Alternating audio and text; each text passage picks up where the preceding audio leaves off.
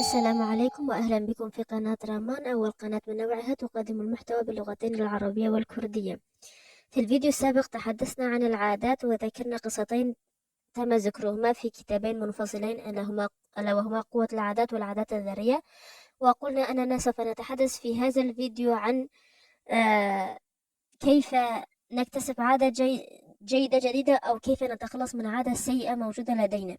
سوف نجيب عن هذين السؤالين في هذا الفيديو. أولا، كيف نكتسب عادة جديدة؟ فالعادة هي أمر تكرر كثيرا، فعلناه كثيرا إلى درجة أننا أصبحنا نفعله بشكل أوتوماتيكي. مثل ماذا؟ مثلا أعلم أنني أقول مثلا كثيرا في فيديوهاتي، ولكن الأمثلة لتوضيح. إذا دخل شخص ما إلى غرفة مظلمة، فأول شيء يفعله لا إراديا هو مد يده اليمنى لإشعال النور. هذه عادة لأنه تحدث أوتوماتيكيا دون وعي منه. عندما يشم شخص مدخن رائحة السجائر، فإنه يقوم بشكل لا إرادي بإخراج علبة السجائر وتدخين سيجارة مثلا. لماذا يحدث هذا؟ لأن العادة هي عبارة عن حلقة مكونة من 4 أقسام. القسم الأول هي الإشارة، وفي مثال الغرفة المظلمة الإشارة هو رؤية الظلام، وفي مثال السيجارة الإشارة هي شم رائحة الدخان. القسم الثاني من حلقة العادة هو الذوق أو الرغبة، فعندما تصلك الإشارة تصبح لديك رغبة في فعل الشيء، أي تصبح لديك رغبة في فعل ردة فعل نتيجة لما رأيته أو شعرت به بأحد حواسك. ثم تأتي الاستجابة بعد ذلك، أي القسم الثالث من الحلقة. الاستجابة في مثال الغرفة المظلمة هو مد شخص يده ليشعل الإنارة، وفي مثال الرجل المدخن الاستجابة هي أن يخرج الشخص علبة سجائر من جيبه. هذه استجابة ويقوم بإشعالها. القسم الرابع والأخير من حلقة العادة هي المكافأة التي يحصل عليها الشخص عندما يقوم بمد يده لإشعال الأنوار، هو جعل الغرفة مضيئة لكي يرى شخص أمامه. وفي مثال الشخص المدخن مكافأته تكون حصوله على النيكوتين وفعل هذه العادة، حتى أن فعل العادة يصبح يمكن أن نعتبره مكافأة. قد يقول البعض أن التدخين إدمان وليس عادة، ولكن في الواقع الأمر أعقد من هذا بكثير، بل التدخين إدمان وعادة في نفس الوقت، والعادة أكثر صعوبة في كسرها من الإدمان في كثير من الأحيان. إذن كيف سأكتسب عادة جديدة؟ شخص سوف أوضح ذلك في مثال. مثلا شخص يريد الإقلاع عن تناول السكر. كنا قد تحدثنا فعلا عن أضرار السكر في فيديو سابق يمكنكم مشاهدته على القناة. هذا الشخص قرر الإقلاع عن السكر، فماذا عليه أن يفعل حتى يجعل هذا الأمر عادة؟ أولا، يحتاج إلى أن تكون لديه إشارة، يضع أمامه أشياء لذيذة وخالية من السكر، فواكه أو حلويات يتم صنعها بدون سكر، أو أي شيء آخر، مثلا شيء دسم وفيه سكر كثير مثل الحلاوة الطحينية. يتم الآن نشر فيديوهات كثيرة عن طريقة صناعة حلاوة طحينية من دون سكر، وذلك بإضافة نصف كوب طحينة مع نصف كوب حليب بودر مع نصف كوب عسل أو دبس تمر. يتم خلط الثلاثة مكونات مع بعض وتتكون لدينا حلاوة طحينية. يمكن أن تتركوها سادة هكذا أو أن تضيفوا إليها بعض المكسرات التي تفضلونها. إذا كان لديك نوعين من الحلاوة، واحدة مضرة وأخرى صحية، فبالتأكيد سوف تتناول الحلاوة الصحية. الاستجابة هي مد اليد وتناول الطعام الخالي من السكر، والمكافأة هي صحة جيدة وشعور بالرضا عن الذات، لأنك فعلت هذا الأمر الذي يستصعبه أغلب الناس. إذا كيف سأقطع عادة سيئة لدي؟ نفس الأمر، نفس الحلقة، ولكن نقوم بقطعها. فالإشارة تحفز الرغبة، والرغبة تدفعنا إلى الاستجابة لا إراديا، والاستجابة تقدم لنا المكافأة التي تشبع توقنا أي رغبتنا في النهاية. وعندما يحدث هذا بشكل متكرر نحصل على عادة في النهاية. السر في التكرار.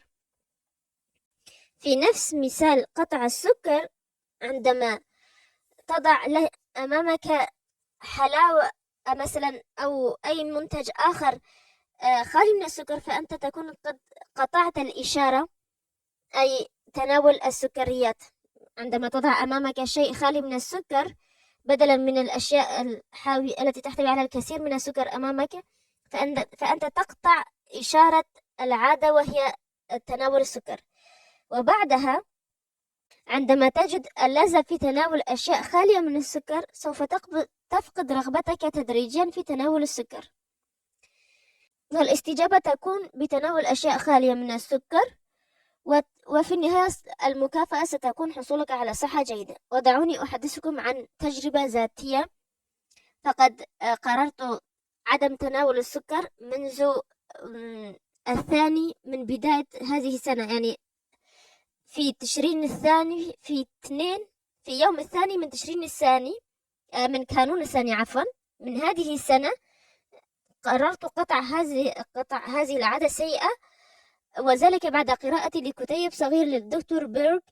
يمكنكم تنزيله مجانيا عبر الإنترنت، أو يمكن أن تجدوا رابطه على صفحته أو قناته على اليوتيوب. اسم القناة دكتور بيرغ بالعربي، وهو طبيب أمريكي لديه قناة ينشر فيها فيديوهات باللغة الإنجليزية ويتم ترجمتها إلى اللغة العربية.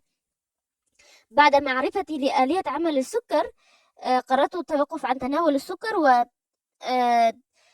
وحتى أنني صنعت فيديو على قناتي ترجمت فيه ما قاله الطبيب أو ما قرأته في كتابه إلى اللغتين العربية والكردية في فيديوهين منفصلين، يمكنكم متابعتهما إن أحببتم. كيف استطعت قطع السكر وأنا التي كنت أحب الحلويات والأشياء التي تحتوي على السكر بشكل كبير؟ الإشارة كانت معرفتي لتلك المعلومات ومدى ضرر السكر على الجسم، والاستجابة والرغبة كانت في حصولي على صحة جيدة، والاستجابة كانت قطع السكر، والمكافأة كانت عبارة عن تناول 7 حبات من التمر بعد العشاء. هذه كانت مكافأتي عندما لا أتناول أي شيء فيه سكر طوال اليوم. أقوم بمكافأة نفسي بتناول 7 حبات من التمر بعد العشاء. هذا الأمر ساعدني كثيرا على الاستمرار. لا أقول أنني كنت أضعف في الكثير من الأيام وكنت أتساءل هل يمكنني العيش طوال حياتي بدون سكر، ولكن الآن الأمر كان هينا ويسيرا أكثر مما كنت أظن.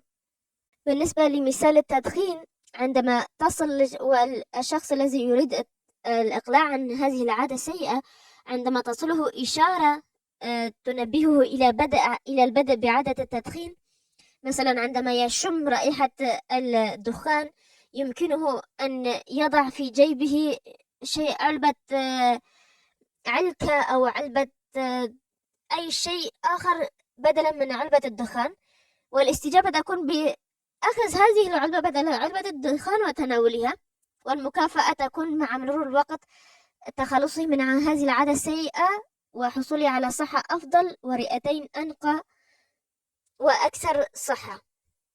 الأمر بحاجة أيضا إلى قوة إرادة وعزيمة، أعلم هذا جيدا، ولكن هناك الكثير ممن تركوا التدخين فجأة ومن دون سابق عودة، ومنهم أبي الذي ظل مدخنا ل10 سنوات ثم قرر أن يتوقف، وتوقف فعلا.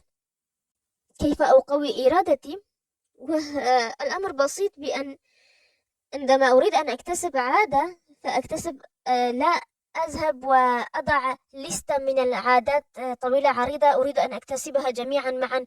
الذهاب إلى النادي الرياضي، الصلاة في وقتها وربما يكون الشخص لا يصلي بالأساس، تعلم لغة جديدة أو فتح كورس في منهاج أو شيء ما تريد تعلمه وتريد أن تفعل كل هذه الأشياء مع بعض. طبعا لن تكون لديك إرادة، سوف تتوزع بطارية الإرادة لديك على كل هذه العادات. ولكن إن قمت باكتساب باكتساب عادة جيدة واحدة فقط، أو قمت بالتخلي عن عادة سيئة واحدة فقط في البداية، ثم بعد أن تتخلص من هذه العادة السيئة بعد شهرين أو 3 أشهر تقوم بالتخلص من عادة سيئة أخرى أو اكتساب عادة جيدة جديدة. الأمر في التركيز على شيء واحد، هنا السر. لا نقوم بصرف طاقتنا كلها على أكثر من جانب فهنا سوف نفشل بالتأكيد. لا، نقوم بالتركيز مثلا في البداية سوف ألتزم بالصلاة. بعد شهرين أو 3 أشهر بعد أن أكون قد استطعت الالتزام بالصلاة ولم أعد وعاني حتى أنهض لأصلي، أقوم بالتخلي عن عادة سيئة موجودة لدي أو أقوم بإضافة عادة جيدة أخرى لدي. الأمر يحدث بالتدريج. الإرادة عضلة يجب تمرينها ويجب عدم صرف طاقة هذه العضلة على كثير من العادات والأشياء التي نريد أن نقوم بها. مثلا عندما يقوم شخص ما بالكثير من الأعمال فإن جسمه سوف يتعب، أما عندما يقوم بعمل واحد فإنه لن يشعر بالتعب. الإرادة أيضا نفس الشيء. عندما تتخلى عن عادة سيئة واحدة ليس كأن تتخلى عن 3 أو 4 عادات سيئة موجودة لديك في نفس الوقت. هنا لن تستطيع، لأن طاقة إرادتك سوف تتوزع على كل هذه العادات ولن تستطيع الاستمرار. إذن قد جاوبنا عن السؤالين: كيف أكتسب عادة جيدة وأتخلى عن عادة سيئة موجودة لدي. في الأسبوع القادم سوف نتحدث عن التغيير. إذا كان لديكم أي سؤال أو استفسار يمكنكم تركه هنا أو على حسابنا على الإنستغرام. وإلى أن ألقاكم في فيديو آخر. ابغوا الخير للغير لأن ما يصيبهم من خير لا ينقص من رزقكم شيئا. والسلام.